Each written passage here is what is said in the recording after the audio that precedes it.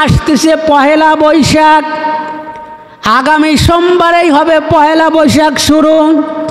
এই পয়লা বৈশাখে কি কীর্তিকলাপগুলো করিবে, কি কাজকর্ম করিবে, এই পয়লা বৈশাখ কোথায় থেকে আসিল, কিভাবে আসিল, সেই সম্পর্কে আমি দুই চারটি কথা বলবো। যেহেতু আমরা মুসলমানের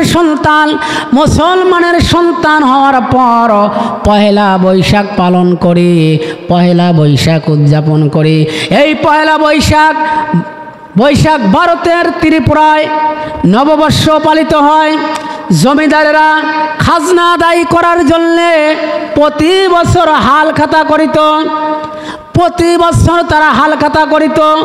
মোগল সম্রাটের আমলে খাজনা আদায় করা হতো, কিন্তু তাদের সাথে কোনো মিল না থাকার কারণে এ মাসে অসময়ে খাজনা তুলতে তাদেরকে বাধ্য করা হতো। তখন মোগল সম্রাট আকবর বর্ষপুঞ্জি পরিবর্তন করে তখন গৌরসল আরবি সনের উপর ভিত্তি করে 963 হিজরি চাঁদের সনকে বাংলা সন রূপান্তর করা হয়। অর্থাৎ বাংলা সন 1 থেকে গণনা শুরু হয় নাই।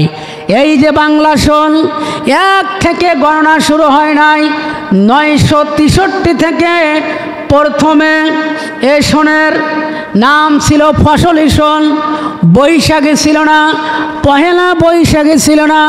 এই সনের নাম ছিল ফসলি সন। পরবর্তীতে ফতুল্লাহ সিরাজি এর উপর ভিত্তি করে এর সময় চৈত মাস ছিল 963 হিজরি। এ মাস ছিল প্রথম মাস, মুহররম মাস। তাই এ থেকে এ মাসকে বাংলা সন অর্থাৎ বৎসরের প্রথম মাস বলা হতো। বৎসরের প্রথম মাস বলা হতো। প্রজারা রাজারা তখনকার রাজারা কর আদায় করিত। চৈত মাসে তারা কর আদায় করিত, মানুষের কাছ থেকে কর আদায় করিত। কর আদায় করার পর চৈত মাসে করটা পরিশোধ করিত। পরিশোধ যখন করিত তখন প্রজাদের মুখ মিষ্টি করার জন্যে পহেলা বৈশাখ মাসে প্রজাদের মুখ মিষ্টি করার জন্যে তাদেরকে মুখ মিষ্টি করানো হতো, বিভিন্ন রকমের খাবার দাবার দেওয়া হতো। তারা তখন নাচ গান করিত। এরপরে দোকানদারেরা হাল খাতা করিত। পহেলা বৈশাখে দোকানদারেরা হাল খাতা করিত। বৈশাখে যখন দোকানদারেরা হাল খাতা করিত তখন সুন্দরভাবে লাল কভারের উপর আপনারা দেখেন হালখাতার সুন্দর একটা কার্ড দেওয়া হতো। ওই কার্ডের উপর লেখা থাকতো এলাহি ভরসা। এই যে এলাহি ভরসা, এই এলাহি ভরসাটা আসিয়াছে আপনার সম্রাট আকবর দিন এলাহি চালু করেছিলেন। সম্রাট আকবর যখন দিন এলাহি চালু করেছিলেন তখন ওই এলাহি ভরসাটা হালখাতার কার্ডের উপর লেখা থাকতো। এরপরে আপনার চালু হলো সম্রাট আকবর যখন চলে গেলেন আয়ুব খান সরকার। আয়ুব সরকারের আমলে পাকিস্তানেরা রবীন্দ্র চর্চা নিষিদ্ধ করা হলো। যখন তারা রবীন্দ্রনাথের কীর্তিকলাপগুলো চর্চা করিত তখন আয়ুব সরকার এসে তা নিষিদ্ধ করিল। তখন তারা প্রতি বছর এই পহেলা বৈশাখ স্বরূপ 1372 সনে রমনার বটমূলে এ বর্ষ সর্বপ্রথম উদযাপন করা হয়। রবীন্দ্রনাথ ঠাকুরের আপনার রবীন্দ্রনাথের কীর্তিকর্মকে শুরু করে রবীন্দ্রনাথ যখন বলল এসো হে বৈশাখ, এসো হে বৈশাখ, তখন থেকে শুরু হয়ে গেল সেই বৈশাখ। ও মুসলমানেরা, সেই বৈশাখে আমরা আজ কী করি? দেখা যায় এই যে পহেলা বৈশাখ আগামী সোমবারে আপনারা দেখবেন কোনো বছর যদি ইলিশ নাও খায়, দেখবেন পহেলা বৈশাখে ইলিশ মাছ, এরপরে পান্তা ভাত, পচা পান্তা, এরপরে ইলিশ মাছ, একের থেকে 1700-2000 টাকা পর্যন্ত বিক্রি করা হবে। বাঙালিরা, মুসলমানের বাচ্চারা ওই ইলিশ মাছ আর পান্তা ভাত খাওয়ার জন্যে যার যার মতো লাইন ধরিবে। অথচ এখন যদি বলা হয় পান্তা ভাত, তখন বলবে পান্তা ভাতের আর যুগ নাই, পান্তা ভাত চলে না। আমার ভাইরা, আমার বন্ধুরা, কিন্তু এই যে পহেলা বৈশাখ, এই পহেলা বৈশাখে আপনারও দেখা যাবে পান্তা ভাত আর ইলিশ মাছ, এটা খেতে মুসলমানেরা বলবে না। এরপর তারা দেখা যাবে ওই ছেলেরা পহেলা বৈশাখে, যুবকেরা যুবতীরা ঘর থেকে বাহির হবে। যুবকেরা কি করিবে? আপনার পকেটে যদি টাকা নাও থাকে, বাপের কাছ থেকে মায়ের কাছ থেকে 500 হোক 1000 হোক টাকা নেবে। টাকা নিয়ে বলবে, মা আমার প্রাইভেটের টাকা দিতে হবে, বাবা আমার প্রাইভেটের টাকা লাগবে, 500 টাকা দাও। কেউ বলবে 1000 টাকা দাও।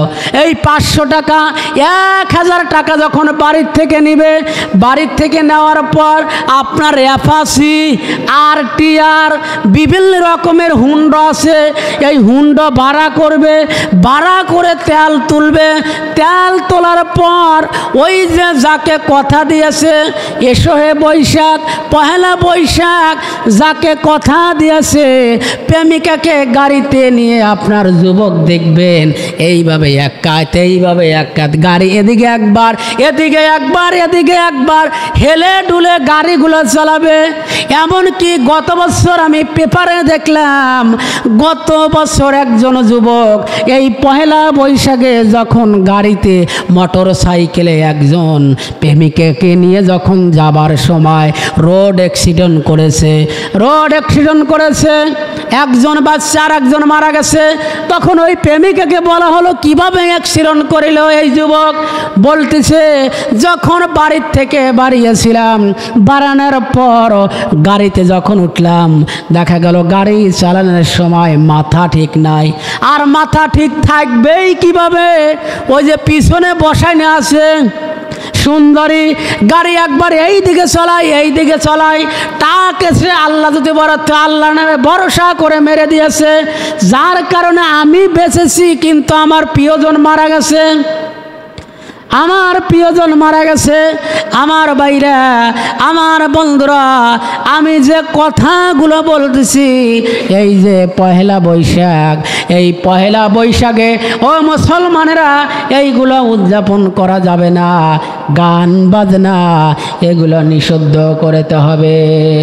আমার ভাইরা, আমার বন্ধুরা, এরপরে দেখলাম যে 3 জন যুবক পহেলা বৈশাখের মেলায় গেছে। 3 জন যুবক মেলায় গেছে পহেলা বৈশাখের। একজন যুবক চশমা পরে আছে, কালো চশমা, আর একজন যুবক পরেছে লাল চশমা, আর একজন যুবক পরেছে হলুদ চশমা। 3 জন যুবক 3 ধরনের চশমা পরেছে। প্রথম যুবক বলতেছে আকাশ এত কালো কেরে? আকাশ এত কালো কিসের জন্যে? কিয়ামত শুরু হয়ে গেল নাকি? না সামনে কিয়ামত? দ্বিতীয় যুবক তখন বলতেছে তোর চোখ ঠিক নাই, আকাশ কালো না, আকাশ হলো লাল, আকাশ কালো হবে না, আকাশ হবে লাল। তখন 3 নম্বর যুবক বলতেছে যে তোগারে দুইজনের চশমার পাওয়ার একজনেরও ঠিক নাই, আকাশ হবে সবুজ, তিনজনের তিন মত। এক পর্যায়ে আনন্দের কারণে একজন এক বন্ধু আর একজনের সাথে কিলাকিলি শুরু করে দিয়েছে, মানে আনন্দ করতে করতে কিলাকিলি শুরু করে দিয়েছে। হঠাৎ করে ওই পথ দিয়ে একজন মুরব্বি যাতিছে, মুরব্বি যখন যায় দেখতে পারতেছেন যে তারা তিনজন যুবক কিলাকিলি। বলতেছে বাবা কিলাকিলি করো কিসের জন্যে? বলতেছে চাচা কিলাকিলি এই জন্যে করতেছি, একজন বলতেছে আকাশ কালো, আর একজন বলতেছে লাল, আর একজন বলতেছে হলুদ, এই জন্যে কিলাকিলি করতেছে, কোনটা ঠিক? তখন ওই মুরব্বি বলতেছে তোমাদের একজনেরটাও ঠিক না, একজনেরটাও ঠিক না। তখন ওই মুরব্বি তিনজন লেগে দৌড়ছে, দৌড়ে আশা মতো গুঁদে দিচ্ছে, বুঝছেন? দেওয়ার পর যখন ওই মুরব্বি দিচ্ছে, দেওয়ার পর বলতেছে বাবা আমাকে তো কিলাইলে ঠিক আছে, তাহলে তোমরা তিনজন চশমা খোলো। চশমা খুলে আকাশের দিকে তাকাও, দেখো তো আকাশের অবস্থা কি, কোন রং আছে আকাশে। তখন চশমা খুলে তিনজন যুবক দেখে যে আকাশ তো আসলে ঠিকই আছে, আকাশের যে রং সেই রঙে আসে। তখন ওই যুবকেরা বলতেছে যে মুরব্বি আমাদের মাফ করে দাও। তখন মুরব্বি বলতেছে মাফ তো করবো, কিলেনে তো আর কম কিলেও নাই, মাপ যে এখন করবো, কিলেনে তো কম কিলেও নাই। সম্মানিত উপস্থিতি, যে কথাগুলো বলতেছি বুঝনের জন্য আমি এই কথাগুলো বলতেছি। ও মুসলমানেরা, এই যে পহেলা বৈশাখ, এই পহেলা বৈশাখে আপনার দেখা যাবে, আমি পেপার পত্রিকার মধ্যে দেখলাম যে ঢাকা শহরে রাজধানীতে, ঢাকার রাজধানী যে সমস্ত দৃশ্যগুলো দেখা যায় সেটা হলো সমস্ত যুবক, সমস্ত যুবতী এবং মুরব্বীরা পর্যন্ত ওই দিনে তারা আনন্দ উৎসব করে, আনন্দ উল্লাস করে।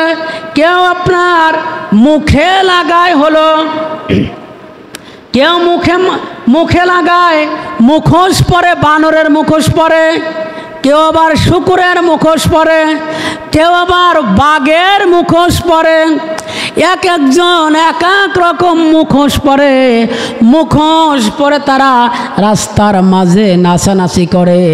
তার মানে বোঝাতে চায় যে আমরা কুকুর যেমন রাস্তার মধ্যে বেহায়াপনা করে, এরপরে শিয়াল যেমন কাজ করে, ওই মুখোশগুলি তারা সমস্ত ছেলেরা মুখোশগুলি লাগায়, লাগানোর পর তারা আনন্দ উদযাপন করে, আনন্দ উল্লাস করে। এরপর তাদের গেঞ্জিতে লেখা থাকে, ছেলেদের গেঞ্জিতে লেখা থাকে এসো হে বৈশাখ।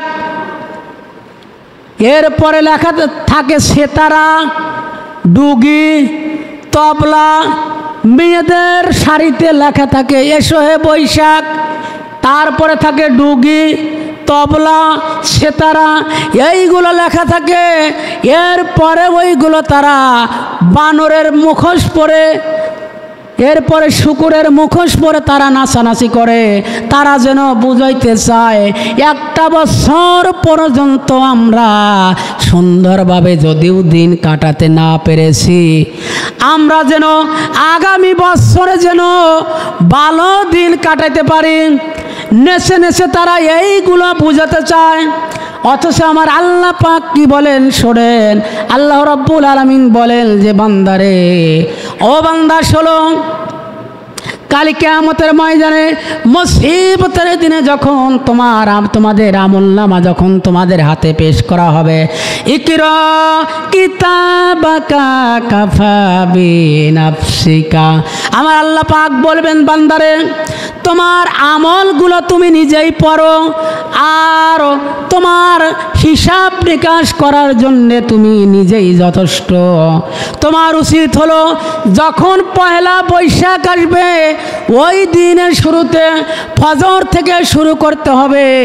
রাত্রি 12টার পর যখন পহেলা বৈশাখ আসে তখন তোমার উচিত হলো ফজরের নামাজ পড়ে আল্লাহর কাছে 2 হাত তুলে বলতে হবে রব্বুল আলামিন, দীর্ঘ 1টি বছর হায়াত দিয়েছিলে, আল্লাহ দীর্ঘ 1টি বছর পর্যন্ত ঠিক মতো তোমার ইবাদত বন্দেগী করতে পারি নাই।